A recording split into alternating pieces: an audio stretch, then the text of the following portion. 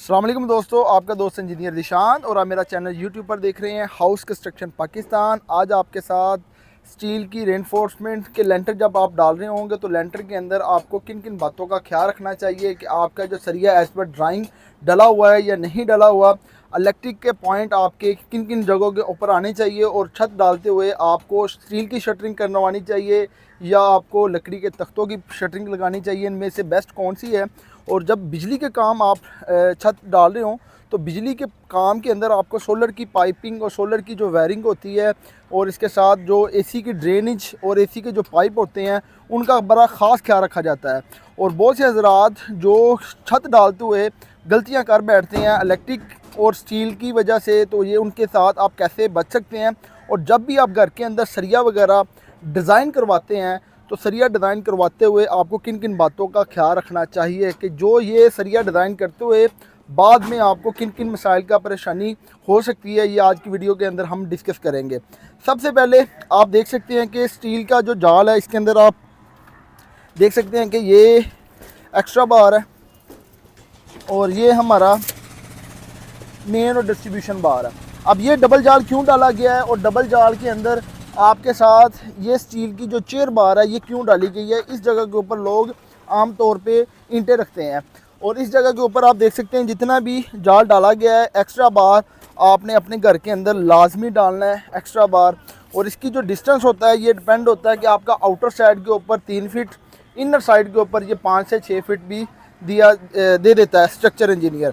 अब उसके अंदर आप देख सकते हैं कि बैक साइड के ऊपर ये हमारे टैंकी के कॉलम्स हैं, इसके ऊपर हमारा वाटर टैंक बनेगा। ये आपने लाजमी स्टील की जो रेनफोर्समेंट करते हुए ये लाजमी अपने घर के अंदर ये पॉइंट लाजमी रखने हैं। और इस तरीके के साथ जब भी आप घर के अंदर शटरिंग करवाते हैं तो शटरिंग आपने स्टील की करवानी है और उसके ऊपर आपने टेपिंग वगैरह ये देख सकते हैं टेपिंग। और इस जगह के ऊपर जहाँ पे आपका जॉइंट आता है तो उसको आपने अच्छे तरीके के साथ टेप के साथ फिक्स करना है ताकि आपकी जो सीमेंट की पेस्ट होगी, जो सीमेंट का पानी होगा वो नीचे बह ना जाए। तो आम रूटीन के अंदर छोटे छोटे नुकाइस होते हैं जिसकी वजह से आपकी जो छत होती है वो वाटरप्रूफ नहीं होती, सेग्रीगेशन आ जाती है। तो अगर आप छत के ऊपर टेपिंग करवाते हैं, जॉइंट आप रीफिल करते हैं, इसके अंदर वाइब्रेटर चलाते हैं तो आपकी छत के अंदर सेग्रीगेशन का अमल नहीं होता, तो आपकी छत के अंदर जो एयर होती है लेंटर के अंदर वो निकल जाती है कंक्रीट के अंदर। और जब भी आपने घर के अंदर कंस्ट्रक्शन करनी है तो आपने सबसे पहला इंपॉर्टेंट होता है कि आपने जब स्लैब की शटरिंग करनी है तो आपने लोहे की प्लेटों की करनी है और जिस तरीके के साथ इनको जॉइंट को बंद करके इसके ऊपर ऑयल लगाना है। ऑयल लगाने से क्या होता है, लुब्रिकेंट का काम करता है और इस तरीके के साथ आपका जो कंक्रीट होती है शटरिंग के साथ सुकड़ती नहीं है, ना ही जमती है और जिसकी वजह से बिल्कुल नीचे से जो हालत होती है बिल्कुल शाइनिंग में आती है, मुलायमियत आती है। और इसी तरीके के साथ जो हमारे साथ हमारे इलेक्ट्रिशियन है सुमेर भाई, जो ये मेरी कनाल घर की इलेक्ट्रिशियन का काम कर रहे हैं, ये मेरी कंसल्टेंसी के अंदर ये साइट एक कनाल की G4 बैरी ऑर्चर्ड के अंदर स्टार्ट है। तो सुमेर भाई अस्सलाम वालेकुम। वालेकुम सलाम। अच्छा सुमेर भाई, जो हम काम कर रहे हैं एक कनाल का प्रोजेक्ट, इसके अंदर ये जो पाइप है इसी के और हमारा जो मेन पाइपिंग होती है छत के अंदर, इनमें किन किन बातों का ख्याल रखना चाहिए? सर इनमें सबसे पहले हमें इस बात का ख्याल रखना चाहिए कि हमारा जो जनरल वायरिंग है उसका हमारा एक कमरे का रूम का ब्रेकर सेपरेट होता है तो हम उसका पाइप एक सेपरेट लेके जाते हैं और जो हमारा एसी का पॉइंट होता है उसके लिए हम अलहदा से लेके जाते हैं ताकि हमारी एसी की वायर अलहदा आए और हमारी जनरल वायरिंग की वायर अलहदा। और दूसरा हम इस चीज़ का ख्याल करते हैं कि हमने अपने कमरे की डायमेंशन देखनी है, उसके हिसाब से अपना फ़ैन बॉक्स हमने डिसाइड करना होता है कि हम उसमें 1 रखें या 2 रखें और बेड की सेटिंग भी उसी हिसाब से करके हमने उसकी प्रॉपर डोने उतारनी होती है।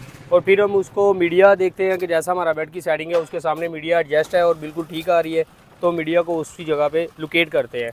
एसी का पॉइंट जो है सर वो भी सर हम इसी तरह देखते हैं कि हमारे आजकल जो हमारा ट्रेंड चल रहा है कर्टन का, टॉप तक कर्टन होते हैं तो हम वो पहले ही डिसाइड करते हैं कि हमने किस वॉल के ऊपर लेके आना है। ना ही वो ज़्यादातर कोशिश होती है कि मीडिया के ऊपर ना आए ताकि कल को किसी किस्म की लीकेज वगैरह हो तो मीडिया डिस्टर्ब ना हो हमारी। ठीक है। और घर के अंदर जहाँ पे अलमारी बन रही हो तो ये आपने पहले तयन करना है, तो फैन बॉक्स को उसी हिसाब से आपने 2 फीट की अलमारी को छोड़ के कैबिनेट को फिर आपने उसकी एडजस्टमेंट जी शान भाई बिल्कुल ऐसा करते हैं हम। जो हमने ड्राइंग देखनी होती है ड्राइंग के मुताबिक हमें पता होता है कि हमारी वार्डरोब यहाँ पे बननी है तो हमने वो वार्डरोब का एरिया छोड़ के फिर हमने अपना जो फैन बॉक्स है उसको सेंटर करना है। अच्छा, ये मैं आपकी देख रहा हूँ सुमेर भाई, ये जिस तरीके फैन बॉक्स लगाया इसको टेपिंग की कर दी गई है, उसके नीचे सुराख लाइनिंग लगा दी है जी सर पेंट के साथ, इसका क्या मकसद है? सर हमने इसको पहले अपने कमरे की डिमेंशन निकाली है सर, उसके मुताबिक हमारा जो हमारा सेंटर ऑफ पॉइंट बनता है फैन बॉक्स का हमने वहाँ पे अपना एक रंग के साथ क्रॉस का मार्क लगाया है, ठीक ताकि है। जब हमारी शटरिंग खुले, अगर इसके नीचे हमारी फैन बॉक्स के नीचे थोड़ी बहुत मटेरियल की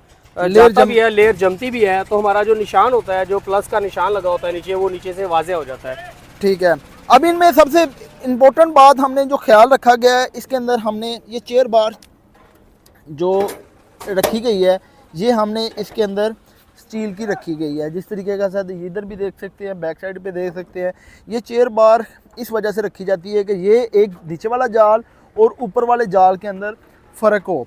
हमारी जो डेप्थ है, इसकी लेंटर की मोटाई है, वो हमारी 6 इंच है। तो इस वजह से आपने नीचे देख लेना है, कंक्रीट कवर लाजमी आपका नीचे जाए। और कंक्रीट कवर के साथ ये जो गोड़ियाँ होती है, चेयर बार इसे कहते हैं, ये आपने स्टील की देनी है, डबल जाल, जहाँ पे आपका नेगेटिव बार कहते हैं, इसे एक्स्ट्रा बार भी कहते हैं। ये आपने लाजमी अपना डालना है। और छतों के पर्दों के अंदर क्रैक जो आते हैं, उनके लिए आपने ख़ास ख्याल रखना है कि आपने छत के अंदर डावल रखने हैं। डावल का ये मकसद होता है कि जो ब्रिक वर्क का, कंक्रीट का जॉइंट होता है, उसके अंदर ये क्रैक नहीं आने देता और फ्यूचर के अंदर आपका जो पर्दा होता है मजबूत हो जाता है। बहुत से हज़रात छत डालते हुए अपना 50 से 100 केजी के सरियों को बचाने के लिए, अपना 20 से 25 हज़ार को सेव करने के लिए इस तरह की जो एक्टिविटी है, डावल वगैरह खड़े नहीं करते, जिनकी वजह से पर्दों के अंदर और लेंटर के अंदर क्रैक आ जाते हैं। और इस तरीके के साथ ये खड़े करने से हमारी जो ताकत होती है वो RCC जितनी हो जाती है। इसकी वजह से आपके पर्दों के अंदर जब विंड प्रेशर भी होता है और जब टेम्परेचर या नीचे से जंजला वगैरह होता है, तो आपके पर्दों के अंदर बिल्कुल क्रैक नहीं आएंगे। और ये आपने ख़ास ख्याल रखना है। और AC के पॉइंट जहाँ पे भी होने, आपने उसकी पाइपलाइन के अंदर टेपिंग करनी है, चाहे इनर पॉइंट है चाहे आउटर पॉइंट है। AC की आपने आउटडोर का जो पॉइंट है वो 3 इंच का रखना है। और इसके अंदर आपका जो कॉपर पाइप है इसी तरीके के साथ लेइंग हो जाता है। और जिस तरह की जहाँ पे मेरा फ़ैन बक्सा आ रहा है, इसके अंदर से देख सकते हैं कि इलेक्ट्रिशियन ने बहुत अच्छे तरीके के साथ गिरे लगाए हैं स्टील की बेंडिंग वायर के साथ। तो इसको लगाने का ये मकसद होता है कि आपका फ़ैन बक्स वहाँ पे उठे ना। अगर ये गिरे नहीं लगवाएंगे तो आपका जो फ़ैन बक्सा है आउट भी हो सकता है, और इसकी डिमेंशन भी आउट होने की वजह से आपकी जो पंखा लगाएंगे लाइनमेंट चेंज हो जाती है। लाइनमेंट चाहिए। और स्मैर भाई ये बताएं कि छत डालते हुए, चाहे आपकी 5 मरला घर हो या कनाल हो या बड़ा प्रोजेक्ट हो, सबसे बेस्ट पाइपिंग कौन सी है? सर सबसे बेस्ट पाइपिंग इस वक्त जो चल रही है वो पॉपुलर की है सर, जो टॉप क्लास पे चल रही है, जिसके ऊपर आप अपना वेट भी एक अब जैसे ही मैं इसके ऊपर खड़ा हूँ, ये ना ही बेंड हो रहा है और ना ही टूट रहा है। जी बिल्कुल। हमारा छत के अंदर रेडी व्हील बारों ने भी चलना होता है, हमने खुद भी चलना होता है। कोई ईंट भी गिरती है, फटे होते हैं शटरिंग वाले जैसे ये मटेरियल के, तो इसलिए ये पाइप जो है ना वो प्रेस भी नहीं होता और डैमेज भी नहीं होता। इसकी थोड़ी सी आपको प्रैक्टिकल मैं करके देता हूँ। स्मैर भाई एक छोटी सी ईंट पकड़े, और इसके अंदर आपको ये ख्याल होगा कि आपने इसकी जो पाइपिंग है वो आपने अच्छे मटेरियल की करनी है।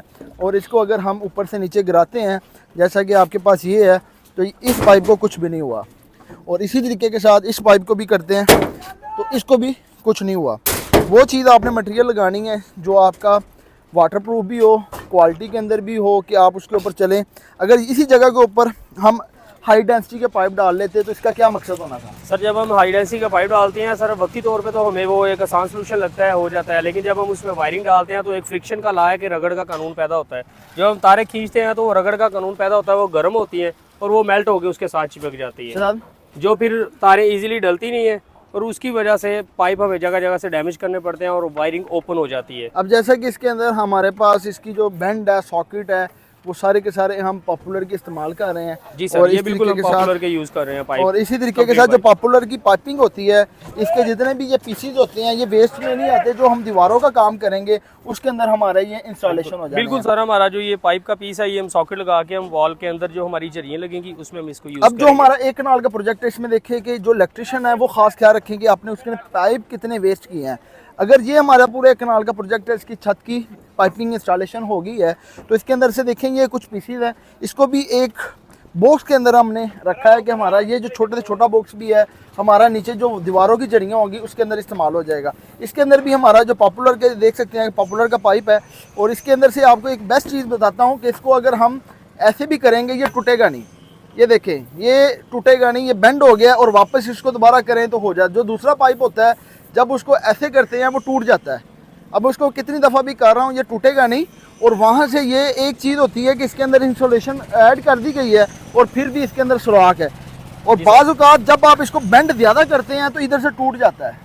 सर ये प्रेस होता है, ज्यादातर टूटता नहीं है जब बार बार नहीं नहीं, जो दूसरा पाइप हम जी इस्तेमाल बिल्कुल, करते दूसरा हैं, पाइप जो हम यूज करते हैं जिसके अंदर से चाक मिक्स होता है, जब उनके ऊपर तो हीट लगती है तो वो फिर टूट भी जाता जाते है। हैं। ये चीज है, इसको जितना मर्जी बेंड करें और वापस इसके ऊपर इसी के वेट अंदर आप जितना मर्जी डालें, ये आपका प्रेस भी नहीं होता और ना ये डैमेज होगा, डैमेज टूटेगा होता है। ये चीज़ है। पॉपुलर के पाइप को आपने खास ख्याल पे जो पाइपिंग इस्तेमाल करनी है, जैसा कि देख सकते हैं ये पाइप है, इसको मैंने बेंड किया है और इसी तरीके के साथ ये जो पाइप है इसके अंदर लचक है, यानी कि लचक है, वापस अपनी जगह के ऊपर आ जाता है। 90 डिग्री तक हम इसको इजीली सर मूव कर सकते हैं। ये हमने किया हुआ है, जैसा कि आप ये देख रहे हैं, वो वहाँ पे हमने पाइप किया हुआ है, बिल्कुल 90 डिग्री के ऊपर मूव किया हुआ। अब ऐसा कि हम आ रहे हैं और छत के अंदर हमने वेंटिलेशन के लिए डक्टें रखी हुई हैं, जैसे कि आप देख सकते हैं कि होल वॉशरूम्स के अंदर, बेडरूम्स के अंदर, और जिस तरीके के साथ ये हमारे आ रहे हैं छतों के अंदर, अगर आप इस जगह के ऊपर ओपन टू स्काई लाइट्स लगा सकते हैं। ये आपने सबसे पहले ये चीज़ें को इंस्टॉलेशन करनी है। तो इसी तरीके के साथ जो एज़ पर डिज़ाइन के मुताबिक आपकी काम चल रहा हो, तो उसके मुताबिक आपने चेयर बार जैसा देख सकते हैं, और नीचे आपने जो कंक्रीट कवर है ये आपने लाजमी डालना है। और इसी तरीके के साथ जब आप घर के अंदर काम करवाते हैं तो छोटे से छोटा जहाँ पे भी है, जहाँ पे इलेक्ट्रिसिटी वाले ने काम किया है, छोटा सा सुराख था, इसको कवर कर दिया गया है। और जो आपने कंक्रीट करवाते हो कॉलम के साथ जो कैपें लगनी होती है, जहाँ से कॉलम वगैरह खड़े होते हैं, तो वो जितने भी जॉइंट छोटे से छोटा भी है वो आपने इसको रीफिल करवा के कवर करना है। और जैसा कि मेरे बैक साइड के ऊपर वाइब्रेटर का इस्तेमाल हो रहा है, और वाइब्रेटर क्यों इस्तेमाल करते हैं स्लैब्स के अंदर, क्योंकि जितनी भी कंक्रीट के अंदर एयर होती है वो निकल जाती है, और जिसकी वजह से आपकी जो घर की क्वालिटी है वो इम्प्रूव हो जाती है। जितने भी पाइपिंग इंस्टॉलेशन कर दी गई हैं, इसके अंदर से आपका मार्किंग लगा के इसके अंदर हमने इनकी लेंथ की है, डिवाइड किया है, और इसके मुताबिक आप घर के अंदर जो पाइप डालते हुए एसी के पाइपों के अलावा सोलर के पाइप कितने इंपॉर्टेंट होते हैं। सर ये आजकल तो सोलर का पाइप बहुत इंपॉर्टेंट है, क्योंकि हर घर की ज़रूरत है, इलेक्ट्रिसिटी हर घर की ज़रूरत है, तो सोलर के पाइप बहुत ज़रूरी है। तो हम उसका इस तरह डिवीज़न निकालते हैं कि जहाँ पे हमारा सोलर का सेटअप आना है तो हम वहाँ पे अपना सेटअप बना लेते हैं। ठीक है।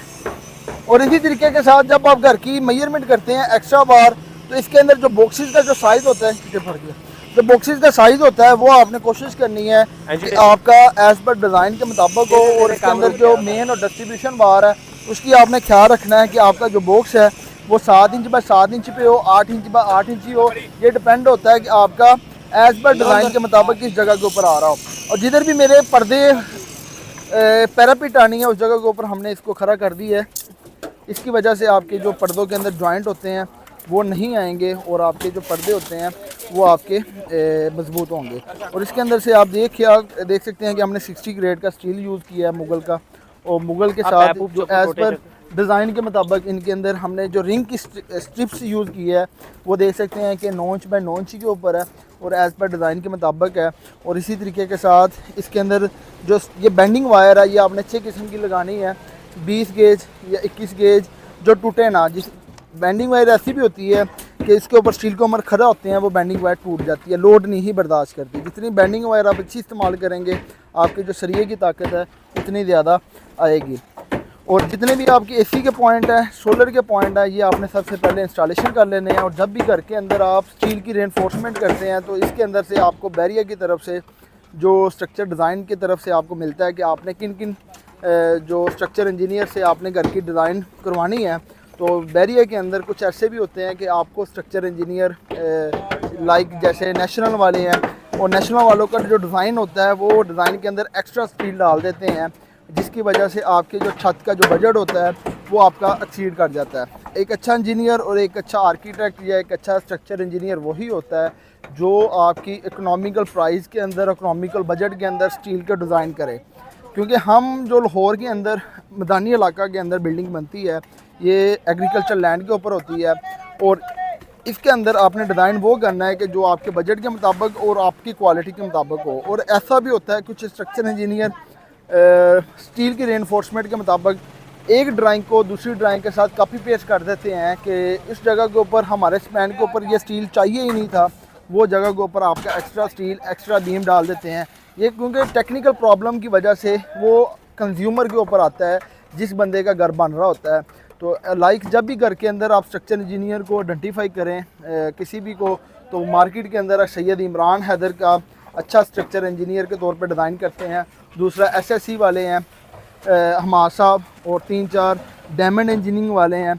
तो बेसिक इनमें है कि जब भी आप स्ट्रक्चर इंजीनियर को डिज़ाइन करते हैं तो जो घर के ऑन गोइंग प्रोजेक्ट चल रहे हो जहाँ पे कापी पेस्ट ना हो, कापी पेस्ट के साथ ये होता है कि एक घर का स्ट्रक्चर दूसरे घर के स्ट्रक्चर के ऊपर डिपेंड हो जाता है। जब आपका स्ट्रक्चर अप्रूव हो जाता है तो फिर आपको एज़ पर डिज़ाइन के मुताबिक ही चलना पड़ता है। फिर अगर आपका स्ट्रक्चर के अंदर चेंजिंग वगैरह आपने करवानी हो तो उसके अंदर आपकी अप्रूवल दोबारा करनी पड़ती है, फिर आपके पैसे दोबारा लगाने पड़ते हैं। तो जिसकी वजह से कि तो आपका बजट भी आउट हो जाएगा, दूसरा आपके काम के अंदर डिले भी आ जाएगा। ये ख़ास ख्याल रखना है जब भी आपने घर के अंदर सरिया वगैरह डालना है तो उसकी जो स्ट्रक्चर की ड्राइंग है उसको आपने पहले चेक कर लेना है, फिर उसके बाद देखना है कि कहीं से कोई प्रॉब्लम वगैरह तो नहीं है। आप किसी इंजीनियर, किसी स्ट्रक्चर इंजीनियर से भी उसका रिव्यू कर सकते हैं। और इसी तरीके के साथ जब भी आप घर के अंदर घर की ड्राइंग बनाते हैं तो ड्राइंग के मुताबिक आपको 1 प्लान से 2 प्लान प्रपोजल मिलते हैं। तो प्रपोजल के मुताबिक आप 3-4 जगहों के ऊपर उसको देखते हैं कि मुझे इस जगह के ऊपर बेडरूम चाहिए, टीवी लॉन इस जगह के ऊपर आना चाहिए, किचन इस जगह के ऊपर आना चाहिए। फिर उसके मुताबिक वो ड्राइंग फाइनल होती है। स्ट्रक्चर के अंदर भी आपको थोड़ी सी नज़रसानी करनी चाहिए कि आपका स्ट्रक्चर इंजीनियर ने डिज़ाइन के मुताबिक किस जगह के ऊपर क्या लोड डिवाइडेशन किया है। क्योंकि जब स्ट्रक्चर डिज़ाइन करते हैं तो इसके अंदर से हम 3-4 जो लोड बेसिक होते हैं, इसमें लाइव लोड होता है, डेड लोड होता है, सिस्मेटिक लोड होता है, अर्थक्वेक लोड होता है, उसमें विंड प्रेशर होता है, टेम्परेचर लोड होता है। इसको मुताबिक देख के डिज़ाइन करते हैं। एक अच्छा इंजीनियर, एक अच्छा आर्किटेक्ट, एक अच्छा स्ट्रक्चर इंजीनियर वही होता है कि जो आपके कम बजट के अंदर और कम पैसे के अंदर वो चीज़ की क्वालिटी मजबूत कर दे और अच्छी क्वालिटी के अंदर वो आपकी जितनी भी ड्राइंग और एग्जीक्यूशन के अंदर आपकी रेनफोर्समेंट वो अच्छी हो जाए। और इसी तरीके के साथ जो आपके AC के पॉइंट है उनको आपने पाइपिंग लगा के बंद करना है। पाइपिंग लगा के आपने जितना भी आपका घर की पोरिंग कर रहे हो तो सबसे पहले आपने घर की पोरिंग के मुताबिक बीम्स वगैरह के जो डोन बीम होंगे वो आपने पहले पोरिंग करने हैं। पोरिंग करके फिर आपने उसके साथ वाइब्रेटर का इस्तेमाल करना है, और वाइब्रेटर के इस्तेमाल के साथ आपकी जो घर की बीम्स होते हैं इनके अंदर जो एयर होती है वो गुजर जाती है। और इसी तरीके के साथ जो मेरी साइड के ऊपर हमारे जो कॉन्ट्रैक्टर है साहब भाई, इनसे रिव्यू करेंगे कि साइड के अंदर घर बनाते हुए जो लेंटर की पोरिंग होती है इसके अंदर किन किन बातों का ख्याल रखना चाहिए और हम अपने घर की जो क्वालिटी को कैसे इम्प्रूव कर सकते हैं। अस्सलाम वालेकुम। वालेकुम सलाम साहब, क्या हाल है? ठीक है, ठीक है जी साहब भाई, बताएं कि वाइब्रेटर क्यों इस्तेमाल कर रहे हैं हम? वाइब्रेटर इसलिए इस्तेमाल करते हैं कि जो हम पोरिंग करते होते हैं ना, इसमें जो एयर होती है वो निकल जाती है ठीक है। करने से। दूसरा ये है कि इसकी फिलिंग जो है वो अच्छे तरीके से हो जाती है, क्योंकि जो बीम वाली छत है उसमें तो 100% जो है ना वो हमने वाइब्रेटर यूज़ करना होता है। उसकी वजह यही है कि जो बीम है आपके वो सही फिल हो जाते हैं, उनकी स्ट्रेंथ जो है ना उसमें कमी नहीं आती, कोई होल नहीं रहता उसमें। दूसरे बात यह है कि अहम तरीन चीज़ जो है वो ये है कि सरिये की स्पेसिंग हमने देखनी होती है कि स्पेसिंग हमने किस तरह ठीक की है। ये देखें, हमने पूरी जो है ना 1.5 इंच जो है वो हमने पूरी स्पेसिंग पूरी रखी हुई है, जो कि 6 स्लैब होती है। ठीक है। 6 स्लैब के लिए ज़रूरी है कि आप 1.5 इंच स्पेसिंग रखें, ठीक है, क्योंकि इसमें हमारा डबल बार होता है, एक्स्ट्रा हमने डाला होता है, डबल जाली होती है, उसको कवर करने के लिए 1.5 इंच जो है ना वो बहुत ज़रूरी है। अच्छा भाई, ये बताएं कि बहुत नाज़रीन घर के अंदर वाइब्रेटर का इस्तेमाल नहीं करते, उसमें प्रॉब्लम क्या आती है? उसमें प्रॉब्लम ये आती है कि उसमें जो बड़े वायर होते हैं उनमें क्रैक्स आने के खदशात होते हैं, और कंक्रीट जो है ना वो अब सही तरह मिक्स अप नहीं होती, क्योंकि हम मैनुअली मिक्सिंग करते हैं साइड से जो मशीन के साथ ना, ठीक है, हमारी वो उस तरह की मिक्सिंग नहीं होती। जो मिक्सी में कसर रह जाती है वो वाइब्रेटर के थ्रू निकल जाती है, वो निकल जाती है। अच्छा, और इसके अंदर हमने ये भी ख्याल रखना चाहता है कि जो वाइब्रेटर आपने इस्तेमाल करना है इसमें वाटर सीमर रेशो जो होती है, पानी की मकदार, उसका तयन हम कैसे कर सकते हैं कि हमारी जो रेशो है, क्योंकि वाइब्रेटर लगाना है पानी ऊपर आ जाता है, उसको कैसे कंट्रोल कर सकते हैं? उसमें ये होता है कि जो आप पानी आम छत के लिए डालते हैं जिसमें वाइब्रेटर आप यूज़ नहीं करते, वो आप नरम मार रखते हैं। ठीक है। हम जो है ना उसमें पानी आप ये हिसाब लगा लें कि अगर 10 लीटर पड़ता है तो हमने उसमें 7 लीटर डालना होता है। ठीक है। उस वजह से जो है ना वो कंक्रीट की अपना सही मिक्सिंग हो जाती है वाइब्रेटर के साथ। वाइब्रेटर। अच्छा, और साहब भाई ये भी मुझे बताएं कि जो हमारी सीढ़ी है ये स्टेप्स के अंदर आ रही है, कंक्रीट स्टेप्स के अंदर, ये जो बीम की फिलिंग हो रही है और इसके अंदर इसको कैसे डिज़ाइन किया गया है? ये स्टेप बाई सीढ़ी है, पर वाली सीढ़ी से कहते हैं पंजाबी में, और ये ओपन सीढ़ी होती है। ये बीम के ऊपर इसके स्टेप हैंग होते हैं। इसमें 6 इंच का हमने स्टेप रखा हुआ है, उसमें 3 इंच जो है वो फिलिंग होगी, ठीक है। 3 इंच जो है वो नीचे होलो रहेगा। ठीक है। नीचे हमने जो सीढ़ी पहले ऑलरेडी तैयार की हुई, उसके रिव्यूज अब हम आपको दिखाते हैं। बाकी जो ऑन साइड जो काम हो रहा है उसका ये तरीकाकार है। पहले इसका डिप्रेस बीम जाता है, ठीक है। बीम के ऊपर जो है वो हम जो है ना स्टेप हैंग करते हैं। अब इसके ऊपर बने बनाए स्टेप्स होंगे, वो सेंटर में उसको हैंग करते जाएंगे। नहीं, इसी कंक्रीट पे ही हम बनाएंगे। ठीक है। ये जो कंक्रीट आ रही है पहले बीम फिल होगा, बीम फिल होगा। उसके बाद जो स्टेप्स बने हुए हैं इनके ऊपर 3-3 इंच कंक्रीट डलती जाएगी। वो बाद में ये हमने जो कच्चा कॉलम किया हुआ है उसको हम निकाल देंगे। ठीक है। उसमें ये है कि 3 इंच कंक्रीट आपकी नज़र आएगी, 3 इंच नीचे से होलो रहेगा। ठीक है। ये ओपन सीढ़ी इसको बेसिकली कहते हैं। ठीक है। ओपन सीढ़ी के अंदर यहाँ पे कंक्रीट के स्टील टावर इसके ऊपर आ जाएंगे। ये वो स्टील के डबल जब हम इसकी स्लैब की बोरिंग करेंगे ना, ठीक है। स्टेप्स की स्लैब की बोरिंग, ठीक है। उस टाइम वो साथ 4-6 स्टील रखे जाते हैं। ठीक है। वो साथ कनेक्ट हो जाते हैं अपने नीचे बीम से। ठीक है।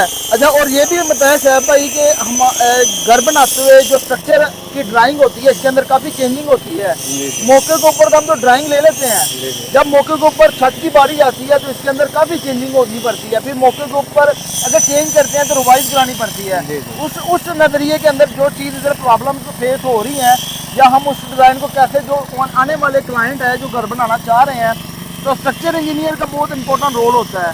उसको आप कैसे बेचते हैं कि बाद में जो चेंजिंग है या एक्स्ट्रा स्टील डलवाना, उसमें हमारी एक तो बजट हाई हो जाता है, और दूसरा ये है कि एक 5 मरला जो हमारी ये 1 कनाल की जो साइट्स है, इसके अंदर हमारा इस टाइम जो छत के अंदर कितना स्टील डल गया है फर्स्ट ये फ्लोर की स्लैब, एक स्लैब के ऊपर? एक स्लैब में तकरीबन 5.5 टन हमारा स्टील डला है, जो कि ज़्यादा है ज़्यादा है। मेरे हिसाब से, ठीक मेरे है। अपने तजर्बे के हिसाब से। बाकी स्ट्रक्चर डिज़ाइनर ने जो डिज़ाइन किया हुआ उसमें कुछ चीज़ें ऐसी हैं कि वो अपनी भी मर्ज़ी करते होते हैं, लेकिन स्पैन के हिसाब से अगर डिज़ाइन हो तो मेरा ख्याल है कि काफ़ी बचत हो सकती होती है इसमें स्टील में। स्टील अब में। ये जो है 5 टन जो सरिया डला हुआ है, इसमें अगर अच्छे तरीके से स्ट्रक्चर किया होता है या अच्छे तरीके से इसकी डिज़ाइनिंग की होती है, डिज़ाइनिंग की होती या मैनेज किया होता तो इसमें इतना स्टील नहीं डलना था। ये कम ज़्यादा से ज़्यादा जो है 4-4.25 टन के ऊपर 4 से 4.25 1 टन का भी हमारा करते हैं, जो है ना वो 5.5 तकरीबन टन 600-700 किलो जो है ना सरिया वो यानी ज़्यादा कि लगा डिज़ाइन की वजह से। डिज़ाइन की वजह से।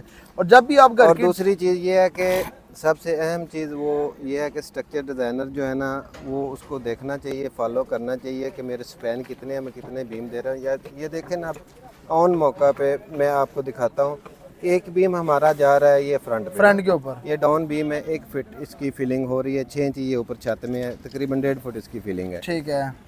अब शेड को तो उसने हैंग कर लिया हुआ, अब उनका कंसर्न ये है कि शेड को हैंग करने के लिए हमने ये पीछे भी बीम देने की ज़रूरत है। लिहाजा ज़रूरत नहीं है इसमें, कम से कम 2 से 250 केजी जो है सरिया वो, यानी कि ये एक जहाँ पे ये हमारे व्हील बारों के फट्टे चल रहे हैं। जी। तो इरफान भाई, ये वाला बीम, ये वाला, यानी कि ये वाला बीम की जरूरत नहीं थी फ्रंट के ऊपर कैंटिलीवर, हमारा इसके ऊपर तो बिल्डिंग आनी नहीं है, कोई बिल्डिंग नहीं आनी, हमारी लास्ट छत है, इसके ऊपर सिर्फ हमारा जो फ्लोरिंग का वेट आना है। इसमें स्टील कम भी किया जा सकता था, कोई ज़रूरी नहीं। पर हम बैरिया के बायलास के मुताबिक हमने अपने इस प्रोजेक्ट को अपने बैरिया के बायलास के मुताबिक, बैरिया के डिज़ाइन के मुताबिक और बैरिया के स्ट्रक्चर डिज़ाइन के मुताबिक ही इसको कवर किया है। जी जी। इसमें आपको ओपिनियन यही दे रहा हूँ कि जब भी आप घर का आर्किटेक्चर प्लान जो वर्किंग ड्राइंग बनाते हैं उसमें आप तो समझे रिव्यू लेते हैं, 4-5 मीटिंगें होती हैं। स्ट्रक्चर के अंदर भी जब आप किसी स्ट्रक्चर को आइडेंटिफाई कर रहे हो तो उनकी काम की क्वालिटी, क्योंकि स्ट्रक्चर के अंदर ज़्यादा कॉपी पेस्ट चलता है, एक आप उठा के उधर रख दिया है। एक अच्छा स्ट्रक्चर इंजीनियर वही होता है कि जो आपके बजट को और आपकी क्वालिटी को कम पैसे के अंदर डिज़ाइन करें, क्योंकि घर एक दफ़ा बनना होता है। तो इसके अंदर ये ना हमारा इस्लामाबाद के अंदर घर है और ना ही हमारा ये किसी पहाड़ के ऊपर हिल एरिया के अंदर है कि जहाँ पे ज़लज़ले वगैरह आने की, ये एग्रीकल्चरल लैंड है। जी जी। और इस तरीके के साथ आप अपने एक्सपीरियंस के मुताबिक बताएं कि जो 1 कनाल का फुल घर होता है इसके ऊपर नॉर्मली हमारा कितना स्टील लग जाता है? स्टील का ये टोटल हमारा जो बजट होता है ना कनाल के घर के ऊपर, उसमें ये 8 टन से ऊपर 8 टन से ऊपर नहीं जाता। हमारा जो ऑन ग्राउंड इस ये जगह के हमारा ऊपर तकरीबन इन्होंने एक दो चीज़ें और भी ऐड इसमें की हुए हैं जो अमूमन घरों में नहीं नहीं होती। होती। इसमें इन्होंने 8 से 10 जो है ना वो कॉलम्स दिए हैं जो हम नीचे फुडिशन से लेके आए हैं ग्राउंड फ्लोर फर्स्ट फ्लोर तक। ये आपको नज़र आ रहे होंगे सारे कॉलम्स बैक साइड के ऊपर जो 3 डबल कॉलम खड़े है, हुए हैं। 3 कॉलम फ्रंट के ऊपर है, 2 और देखें कॉलम वो इस घर के उधर ऊपर है, 2 हमारी कॉलम ओपनिंग भी ये है, ये हमारी सारी ओपनिंग भी है। इसमें वो उतना लोड नहीं है जितना इन्होंने होना चाहिए। वो आप स्टील देखें, अगर फजूल कैमरामैन दिखा स्टील जो है सकते ना हैं, इन्होंने ये डलवाया। लेफ्ट और राइट के ऊपर भी ओपनिंग है और वेंटिलेशन के लिए हमारी ओपनिंग है। हाँ जी। और इस जगह के ऊपर आप देख सकते हैं कि घर के डिज़ाइन जो होता है, एग्रीकल्चर डिज़ाइन, एक नाल घर के अंदर जो कॉलम्स की होते हैं वो गराज के अंदर देते हैं। अब देखिए पीछे हमारा कमरा है 15 बाई 15 का, उसमें भी सेंटर में उन्होंने एक हैवी किस्म का बीम डलवा दिया कि इसकी भी ज़रूरत नहीं है। अगर आपने डालना भी है तो गुम बीम छोटा बीम डाल लें, उसको कंक्रीट बीम कर लें। लोड ही उसने डिवाइड करना है। 15 बाई 15 का कितना वाया होता है उसमें तो डबल जो जाली है वो भी हमारी कवर कर जाती है। एक्स्ट्रा बार जो हमारे वो डबल डाल रहे होते हैं। तो ये इस तरह की चीज़ें जो है ना इन्होंने वो ज़्यादा की हुई हैं जिसकी वजह से जो है ना सरिये का वेट एक्सीड इसमें तब भी हम कर सकते हैं जैसा कि हम ड्राइंग बनाते हैं तो हम रिव्यू करते हैं। दूसरा ये आर्किटेक्चर को हम रिव्यू नहीं करते। आर्किटेक्चर को रिव्यू नहीं करते। दूसरा ये है कि हमारे जो स्ट्रक्चर इंजीनियर है ना वो प्रोफेशनल होना चाहिए, वो कॉपी पेस्ट नहीं होना चाहिए। ऑन ग्राउंड आके सारी चीज़ें देख के उसके हिसाब से जो है ना वो स्ट्रक्चर करे। खाली ऑफिस में बैठ के जो है ना स्ट्रक्चर कर देना जी ये कनाल के लिए बायलॉज हैं, ये कनाल के लिए होना चाहिए, इस तरह नहीं है। ठीक ये है। हम बहुत बड़ी मिस्टेक करते हैं। ये हमारे जितने भी ओनर्स हैं जिन्होंने आगे घर बनाने हैं, मेरा उनके लिए भी है कि मैं उनको पैगाम दूं कि पहले आप जो है ना स्ट्रक्चर इंजीनियर से पहले डिस्कस करें, मीटिंग करें, पहली पर्सनली मीटिंग करें, प्रोफेशनल डिज़ाइनर के साथ बैठें, नॉन प्रोफेशनल बंदे के साथ काम ना करें। ठीक है। इसमें यह है कि आपकी बचत भी हो जाती होती है और आपका काम भी अच्छा होता है। आप नॉन प्रोफेशनल पे जब जाते हैं वो सस्ता ज़रूर होता है, लेकिन ये है कि वो आपको जो है ना नुकसान आपका करता है, आपके वो पैसे ज़्यादा लगवा देता है। ठीक है। इसलिए मेरा पॉइंट ऑफ व्यू इसलिए ये है स्ट्रक्चर के हवाले से कि आप प्रोफेशनल बंदे से काम करवाएं।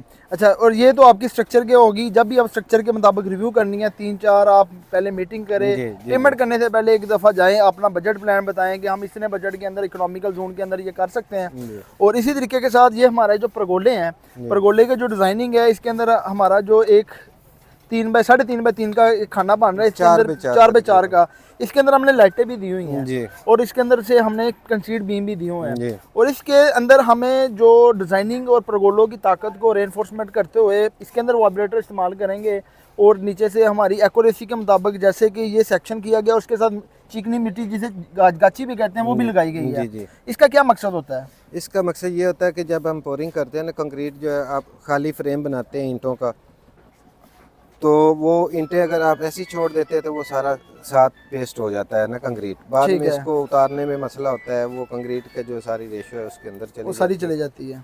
इसलिए जो है ना इसको कंट्रोल करने के लिए ये सारी चिकनी मिट्टी लगाई जाती है ताकि ये ईंटें आराम से भी उतर जाएं, आपके बीम डैमेज ना हो। ठीक है। ये आराम से उतर जाती होती है।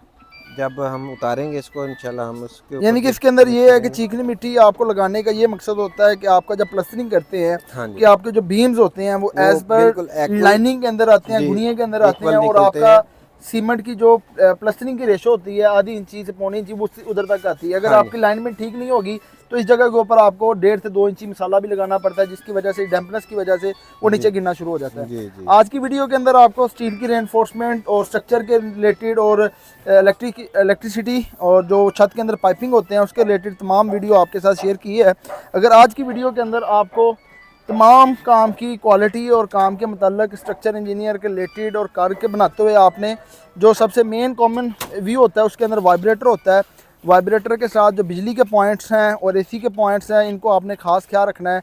अगर आप इस तरह के काम को घर की क्वालिटी को इम्प्रूव करना है तो सबसे पहले 1 से 2 दिन आपने इस काम की क्वालिटी को इंश्योर करना है और उसके बाद जब आपका वर्क डन हो जाना है, चेक हो जाना है, उसके बाद आपने इसकी पोरिंग को स्टार्ट करना है। अगर आज की वीडियो के अंदर आपको घर के मतलब बेसिक चीज़ें अच्छी लगी हो तो मेरे चैनल को लाइक और सब्सक्राइब करें। नेक्स्ट वीडियो के अंदर एक नए टॉपिक के साथ मिलते हैं। अल्लाह हाफिज़।